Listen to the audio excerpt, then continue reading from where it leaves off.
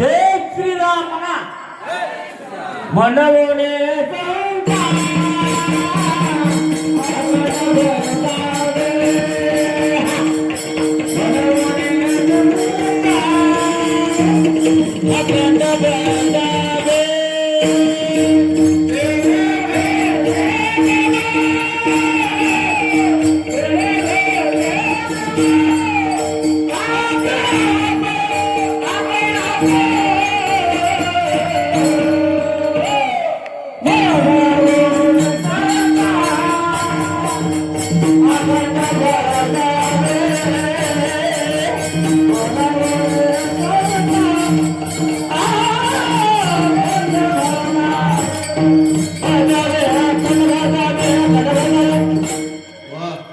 मनवणी संता अखंड भजावे का कधी कधी भजावे मग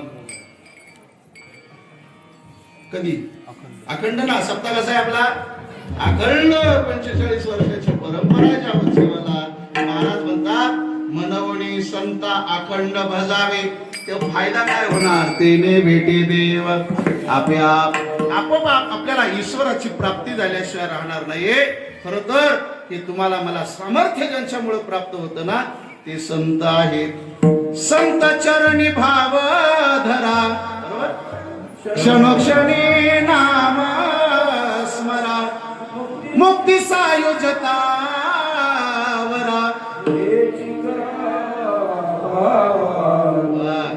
हेच करा बापान अरे हेच करा काय संत चरणी भाव धरा आणखी काय करा क्षणोक्षणी नामस्मरा फायदा मुक्ती सायुज्यतावरा हेच करा बापानो खरं तर तुम्हाला मला मुक्ती मिळणं म्हणजे काय तर ईश्वराचीच प्राप्ती होणं ती आपोआप झाल्याशिवाय राहणार नाही हे करून देणारे कोण असतील तर ते संत आहेत विठ्ठल विठ्ठल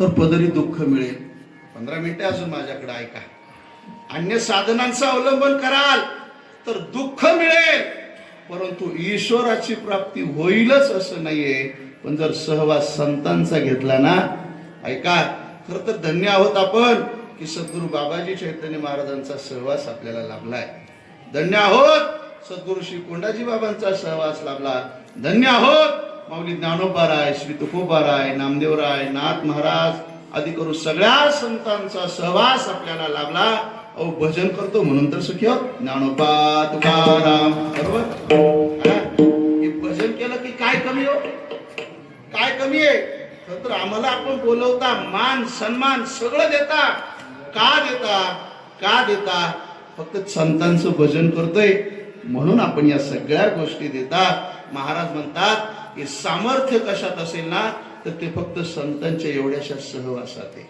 हो माझ्या जगद्गुरु श्री तुकोबारायांचा सदैव वैकुंठ गमन सोहळा आहे महाराज आड राणाला भरकटत चाललेल्या सगळ्या समाजाला सांगत होते बाबांनो अरे भजन करा भजन करा खरं तर भजन केलं तरच आत्मउद्धार होणार आहे तुका म्हणे येथे भजन प्रमाण काय थोरपण जाळावे ते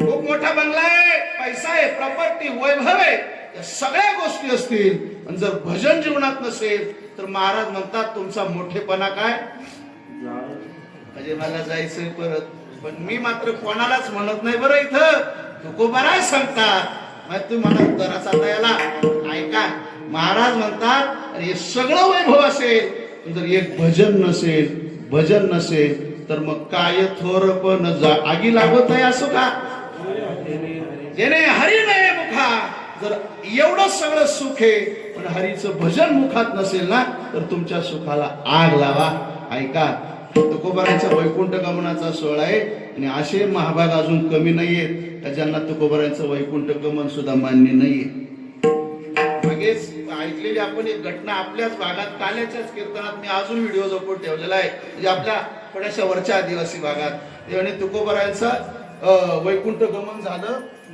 हो या जगातलीच्या काला माझी अद्भुत वर्तविले मानव देह घेऊन निज धामा गेले झाले सदेह वैकुंठ गमन ज्यांना प्राप्त झालं, खरं तर ते तुकोबर आहे. आपला विश्वास आहे म्हणून तर भव्य अशा स्वरूपाचा उत्सव आपण संपन्न इथं करत आहोत. हा 16 तुकोबारांच्या बीजेच आहे, सदैव वैकुंठ गमनाचा आहे. म्हणजे माझे तुकोबाराचे कोणाला जमलं नाही आणि मला वाटत नाही भविष्यात जमेल, हे केलं माझ्या श्री तुकोबारायांनी. काय केलं तर सदैव वैकुंठ गमनाचं भाग्य ज्यांना प्राप्त झालं ते तुकोबार आहेत. ज्ञानोबारांच्या समाधीवरती सुद्धा संशय घेतात ना, पण ऐका, ज्ञानोबाराय आजही आहेत. ज्यांचं नाव घेतलं म्हणून तर आपण एवढे सगळे सुखी समाधानी आहोत. आजही ज्ञानोबार आहेत.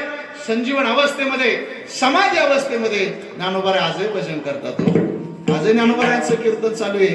फक्त त्या समाधीला कान लावले तर तुम्हाला मला काय ऐकू येत नाही, तेवढी भक्ती अजून तुमच्या माझ्याकडनं. पण आजही माऊली भजन करतायत.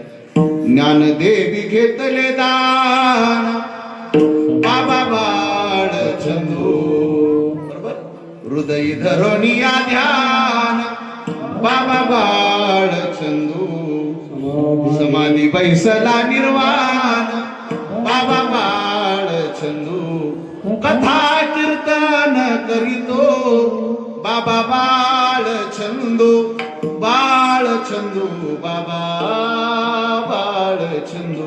आजही माऊली संजीवन समाधी अवस्थेमध्ये भजन करतायत. आजही चिंतन सुरू आहे. महाराज म्हणतात ज्ञानोबारांची समाधी आहे, त्यांचं भजन आपण करतो म्हणून सुखी जीवन जगतो.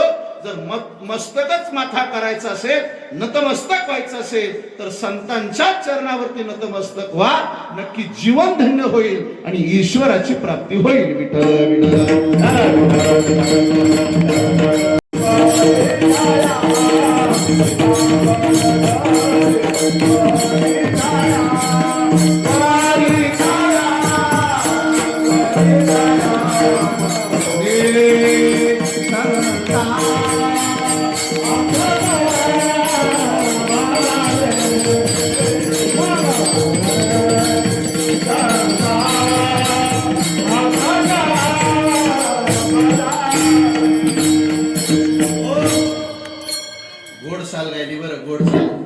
साधुपासी देव काम धंदा करी, पितांबर धरी वरी छाया, वरी छाया, वरी छाया, मनवुनी संता अखंड भजावे. ओ महाराज म्हणतात काय सामर्थ्य तर संतांच्या घरी देवानं काम करावी. आता ही तर सगळी उदाहरणं सगळ्यांना पाठ. ज्या कुळात जन्माला आलो त्या सावता महाराजांच्या घरी सुद्धा देवानं काम केलीच ना, बरोबर का? आता हे सगळं अभंग, सगळी उदाहरणं सगळ्यांना पाठ आहे. ज्यांनी कामातच राम शोधला त्या कुळात आपण जन्माला आलेला, बरोबर ना?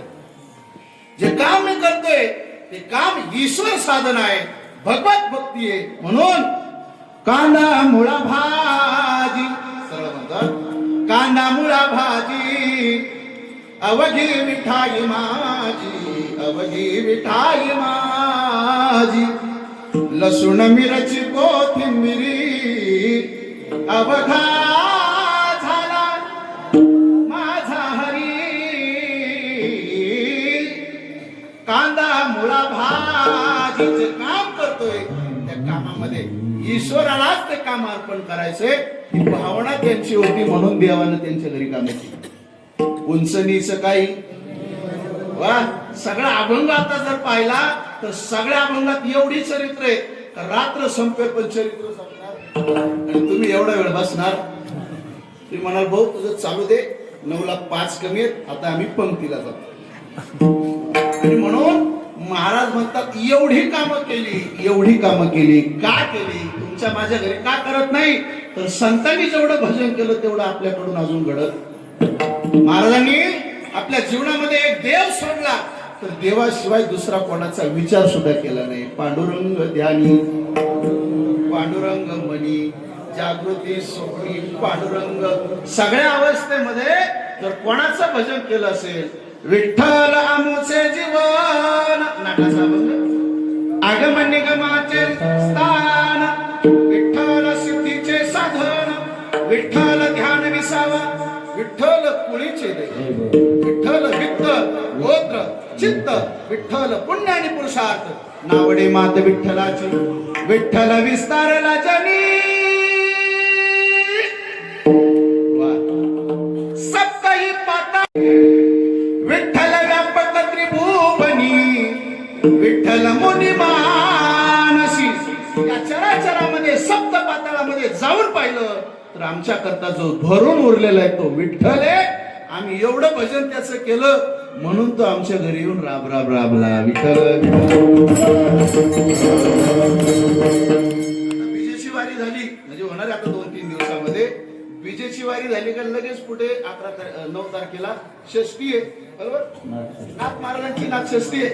मला सांगा नाथांच्या घरी सुद्धा कामं केली 36 वर्ष. कावडीने पाणी ज्या घरी चक्र पाणी वाहे ओ अनन्य भक्ती भावे निळा वंदित्याचे पाय. का कामं केली नाथ बाबांच्या घरी का कामं केली तर महाराज तेवढं भजन करत होते देवाचं. म्हणून साधुपाशी देव कामधंदा करी. खूप उदाहरणे पण वेळ संपलेली आहे. पितांबर धरीवरी छाया किती संकट आली ना त्या संकटामध्ये त्याचं ब्रीदच आहे तो रक्षण करतो. मागे पुढे उभा राही सांभाळे आली आगात निवाराया व त्याचं काम आहे साधूंच. त्यांना भूक लागली आता त्यांचा दोष नाही नवला त्यांना पण भूक लागते ना. आणि म्हणून महाराज म्हणतात देवानं सगळी कामं केली. आता समारोपाच्या चरणात संत शिरोमणी नामदेवराय देवाकडे इच्छा व्यक्त करतात. देवा देवा अरे भाग्यवान आहोत. खर तर आपणही माळवाडीकर भाग्यवान आहोत की संतांच्या सहवास जन्माला आलो. जशी नामदेवरायांनी इच्छा देवाकडे प्रगट केली. देवा अरे इथून मागचे आम्हाला जेवढे अवतार मिळाले अरे भाग्यवान आहोत देवा मी. तर त्या प्रत्येक अवतारामध्ये तू आमच्या बरोबर होतास. का का तर सहवास आम्हाला संतांचा होता. संतांच्या सहवासात जन्माला आलो. देवा तुझी प्राप्ती आपोआप झाली रे. आपोआप प्राप्ती झाली देवा. पण आम्ही आता विनंती करतोय तुला. आम्ही इच्छा व्यक्त करतो देवा तुझ्याकडं. काय इच्छा व्यक्त करतो देवा अरे आजपर्यंत संतांच्या सहवासात जन्माला घातलं म्हणून तू आम्हाला भेटलास बरोबर. संतांचा सहवास मिळाला म्हणून तू आम्हाला भेटलास. देवा आमची विनंती आहे तुला इच्छा आहे देवा आमची. जर आम्हाला परत इथं जन्माला घालणार असेल ना माणसाचा जन्म दे बरं.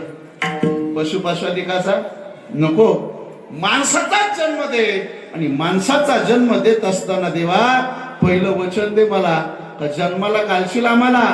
जन्माला घातल्याच्या नंतर सहवास आम्हाला संतांचाच दे. का जर संतांचा सहवास प्राप्त झाला तर आम्हाला खात्री देवा का तुझी भेट आपोआप झाल्याशिवाय राहणार नाही. अभंगाचा Oh,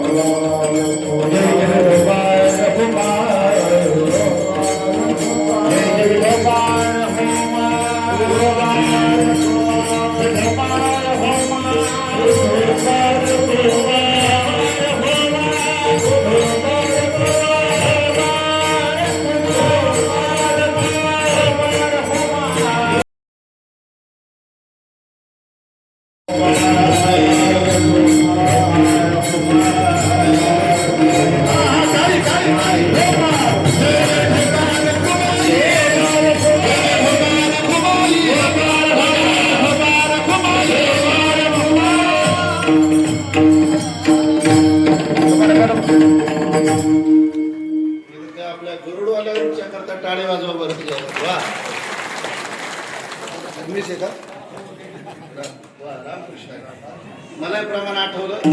पिवळा पितांबर शेला गगनी जळला, गरुडावर बैसोनी माझा कैवारी आला. हो, खरं तर इच्छा आहे जायची, पण तेवढं काय अजून भाग्य नाही. पण नक्की चिंतन घडलं तर आपल्यालाही मिळेल, सगळ्यांना मिळेल. पण त्याच्याकरता साधनाच घडावी लागते. खरं तर हा वैकुंठ गमनाचा सोहळा आहे सिद्धखोबारायांचा. गोड ऐका. नामा म्हणे देवा. 9 वाजले, वेळच संपवतो आता. इच्छिस एक अर्धा तासात इच्छी संत संग त्या जीवन विभवतो चालू दे. नामा शिवलग जन्मोजन्मी जन्मोजन्मी आम्ही बहु पुण्य केले, तेव्हा या विठ्ठले कृपा केली. किंवा जन्म जन्मांतरीची असेल पुण्य सामुग्री, तरीच नाम जिव्हावी येईल श्रीरामाचे. बहुत सुकृताची जोडी म्हणून विठ्ठली आवडी. काहीतरी जन्म जन्मांतराचं पुण्य आपल्याही पदरी होतं. म्हणून तर आपल्याला या 45व्या वर्षामध्ये देवाचं भजन भक्ती नामसाधना करण्याचं भाग्य प्राप्त होते. हे कोणाच्यामुळं? तर फक्त आणि फक्त सहवास संतांचा प्राप्त झाला. महाराज म्हणतात एवढा फायदा संतांच्या सहवासाचा आहे. म्हणून काय करा, मनवणी संता अखंड बजावे, तेने भेटे देव आप्याप, किंवा त्यांचे पायी व्हावे लीन सदा. श्री गुरु ज्ञानेश्वर